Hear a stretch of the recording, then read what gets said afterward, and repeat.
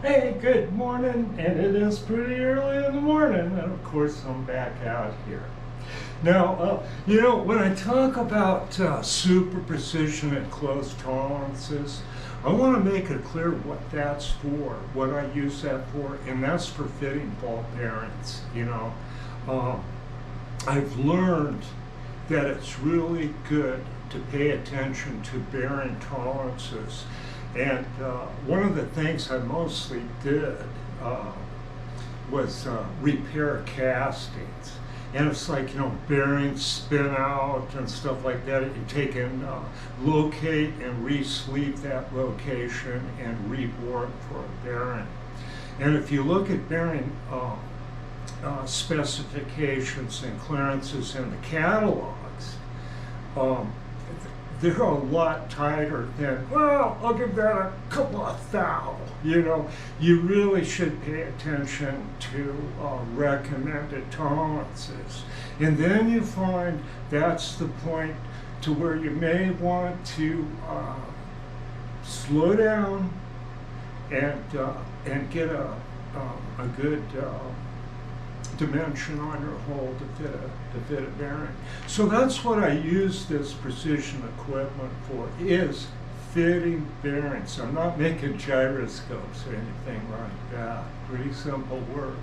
But if you take the time, if you're working with bearings and pay attention to them and their tolerances, you won't have comebacks, and that's the biggest bummer, is to have something come back.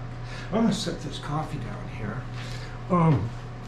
Now, this 80-year-old Axelson lathe came with a digital readout, and it's a dandy too. And I've never gotten used to digital readouts, and a lot of other contras have too on lathes. It's just super valuable on milling machines. But for the work I do, I found that these, I don't know, I can't get used to them. And plus I'm bent over from hanging over these lathes for decades, and it's hard for me to look up. So, for old pit machinists like me, this is the solution. Always has been. Let's look at that. Oh yeah. Now this was deluxe back in the 1980s, 70s, 1980s, maybe even to the 90s. And that is the Travadial. Yeah? Now, I remember that just this unit in the early 1980s was $750. That's what that thing cost. And the way it works is it's got this wheel here, and I'll turn it. You see the dial move like that? And then this dial reads in inches. Here are tenths of inches and full inches to 5 inches, I believe. So, 6 inches. So the way this works, this wheel is tapered, and it's got this gizmo called the flexure base. That's for this particular model.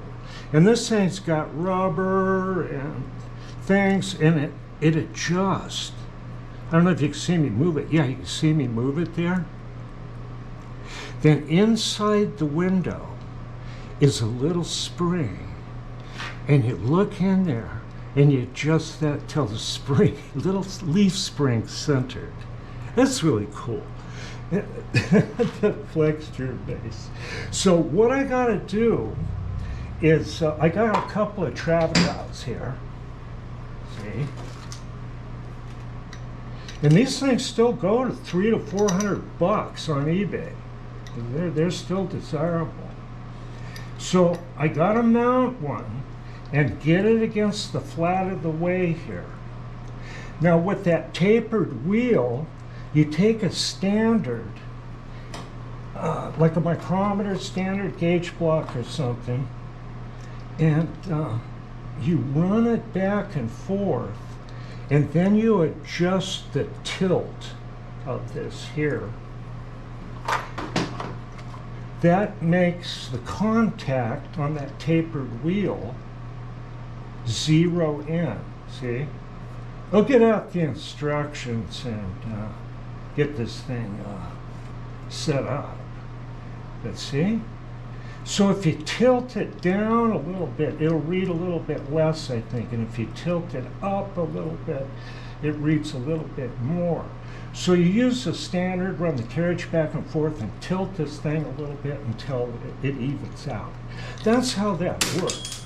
Don't lose your screws. Okay, so that's what I'm up to here. Where's that coffee? That coffee's good this morning. So I'm going to put the Travadial on here, and that'll make things work a lot better.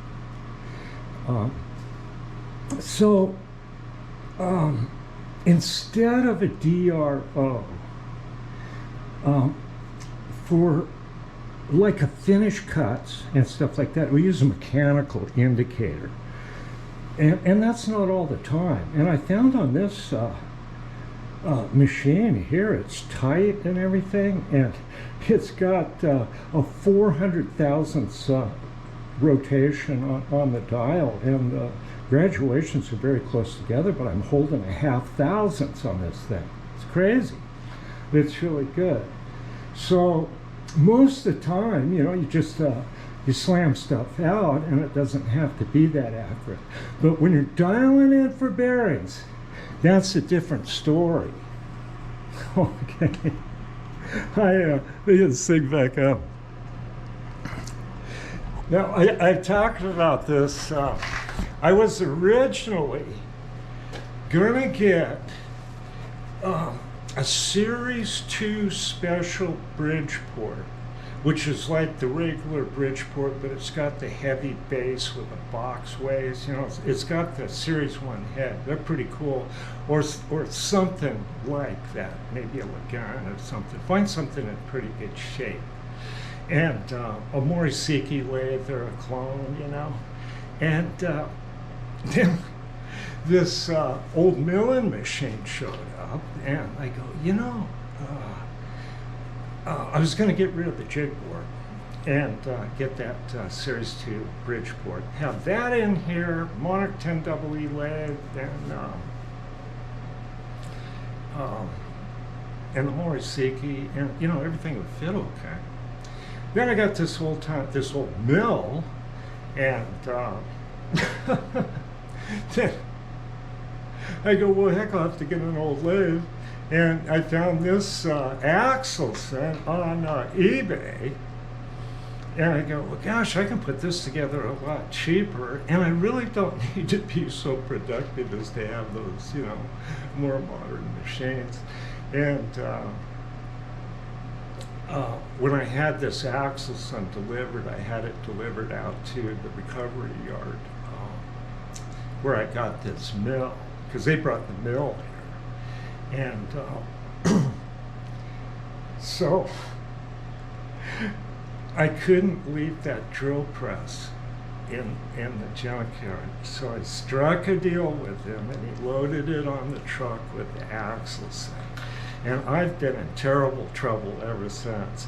You know, I probably should have got the Morisiki lathe and the Bridgeport Series 2 Special. But then I would have never done a channel. I mean, I wouldn't have anything to talk about. Hey, look at my boring new machines. So maybe things worked out for the best.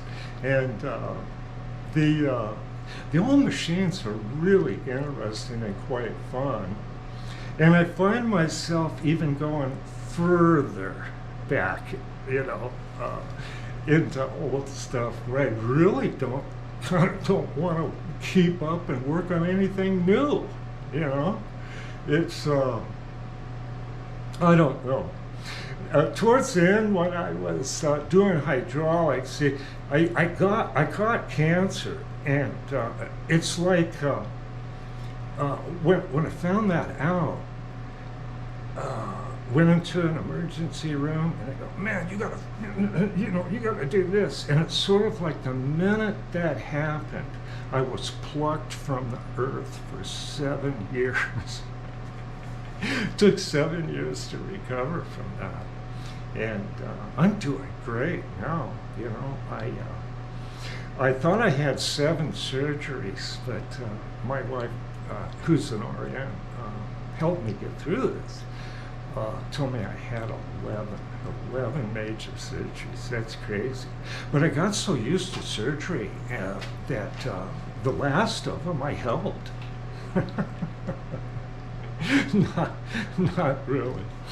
But I actually spent a full month in a hospital, and that was really an experience, you know. I got to study the inner workings of a hospital. I might even be an expert in that. Well, anyway, these old lathes are kind of available right now.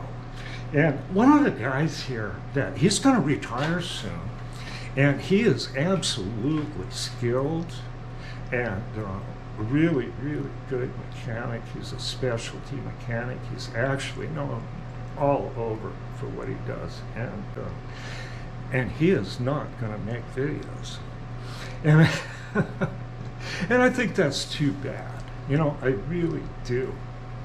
And that's another thing I want to talk about is there's a real hostility in the United States machinist community, which I don't think is worth a crap. And I don't feel like I'm part of the U.S. machinist community. As a matter of fact, I don't want to be part of it. Some of the embarrassing crap that comes out on YouTube is noticed by people overseas, by the community machinist here. And people that have actually worked, you know, in this trade have been chased off by these scummy forums for a couple of decades. And that has shaped what you see on YouTube today. One stinking group run by 4 individuals that have these forums stink up the entire U.S. internet. And they've eliminated just about everybody. They tried to eliminate me, and I've gone through that. You know, it's not everybody involved with these that's at fault. It's a few people that got out of hand. And I can't say the right hand knows what the left hand is doing, but they picked on me, and you know, and threatened me and stuff. And you know, I'm an old Harley mechanic and stuff like that, and that's a real tough business. And the one thing I learned when you're ganged up on, you hit the big guy first. You got that big guy? But anyway, the leadership of this group of machinist community, I don't, you know, whether you want to call it hobby or professional or something, are not machinists. They're in this game to make money, and you can see the commercial crap going on here on YouTube. And I can't be part of that at this time. You know, I'm not going to do any kind of commercial stuff at this time. And that's just the way it is. Here I am rambling on. But there's a rivalry, and I've seen it here. People that come up to this part of the country. See, in this part of the country, you learn machine shop basically at the community colleges. And the community colleges would work with private business here, you know. And you could go back to the community college after, you know, some basic instruction there and pick up further instruction. It was really a good working relationship. There really wasn't an apprentice program. It went through the community college. You go out and you work in the workforce here and you learn. You know, that's how that went. I remember the owner of a really impressive company over in the Tri-Cities years and years ago. It was called Western Centering. I think it's still there. Old guys.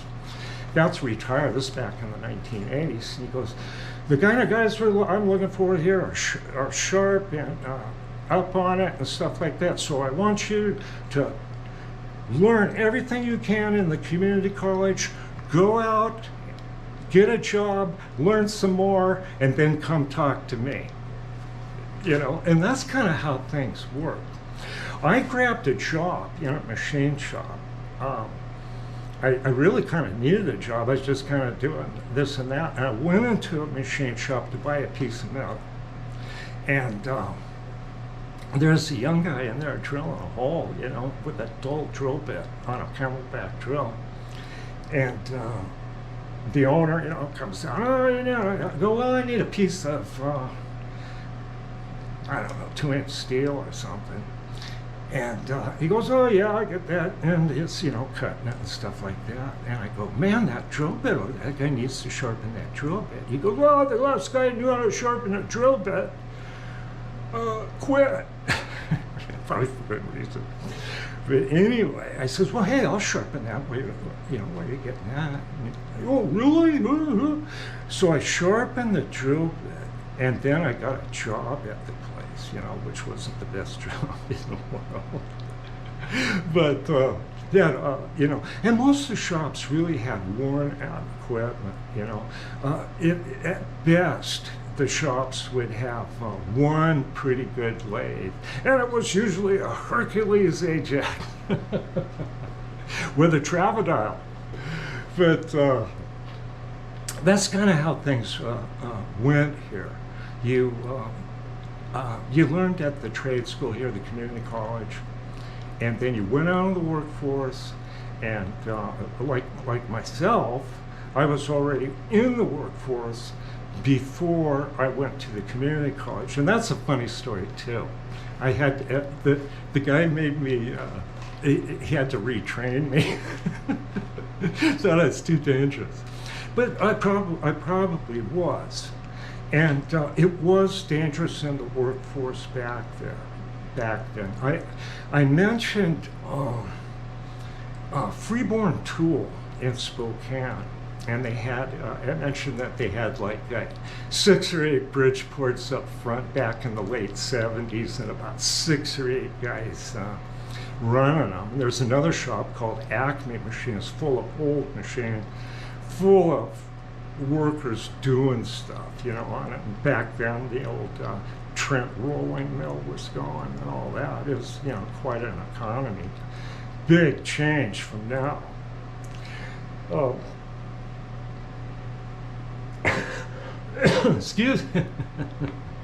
Excuse me. But at that Freeborn Tool, a guy got decapitated by a piece of that drill tubing for the track drills that they drill the dynamite size holes with. You know, and stuff like that happened. People got hurt. And I remember a fellow just coming to work at one shop I was in, just instantly busted up his left hand between a chuck and a tool post. The jaws smacked it up and stuff. So people got hurt, you know. You had to be really careful. And I remember a guy getting fired for looking for hearing protection, you know, back in the 70s. That's why I'm deaf now. Nobody wore hearing protection. So it was a rough and tumble trade back then. And And there is a hostile rivalry between people that went through the chair, so to speak, with apprenticeships and stuff like that. But out here, it's just a little bit different. It really is. You know, you got to kind of adapt. And that's one of the things with the three-jaw chuck rebuilding. And I'll talk more about that. You know, a lot of these shops would do anything to keep from changing the chuck on the lathe. They will weld stuff, weld a piece of pipe to anything they could so they could use the three-jaw chuck. And that's why the things got so worn out, and they're expensive, and that's why they rebuild them up here. Okay, I'm going to load this video, and I'm going to work on this Travadial fitting a little bit, and just keep going until I get repowered by American Rotary. That sounds like a good plan. That's going to be fun. Okay, bye-bye.